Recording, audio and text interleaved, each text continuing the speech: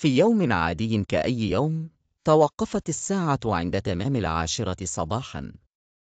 لم تكن ساعة حائطية فحسب هي التي توقفت، بل كل شيء.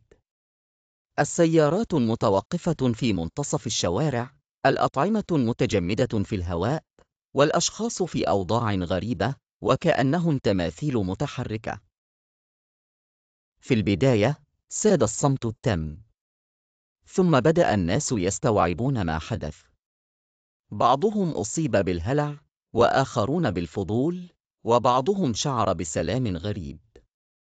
حاولوا الحركة، لكنهم لم يستطيعوا. حاولوا التحدث، لكن أصواتهم لم تخرج. كانوا محاصرين في لحظة زمنية واحدة، لا بداية لها ولا نهاية. في الأيام الأولى، كان الناس يحاولون التواصل بشتى الطرق.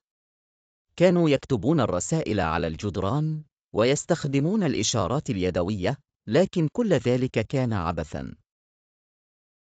بمرور الوقت، بدأت المجتمعات تنهار. نفدت الموارد، وانتشر المرض والجوع. ومع ذلك، ظهرت جوانب إيجابية لهذه التجربة. بدأ الناس يعيدون التفكير في حياتهم وفي العلاقات مع بعضهم البعض. اكتشفوا قيماً جديدة، وأدركوا أهمية اللحظات الصغيرة. البعض منهم قرر أن يستغل هذا الوقت للتأمل والقراءة، والبعض الآخر بدأ يمارس الفنون والحرف اليدوية. بعد سنوات طويلة، لم يعد أحد يتذكر الحياة قبل توقف الزمن. أصبح هذا الوضع هو الوضع الطبيعي الجديد.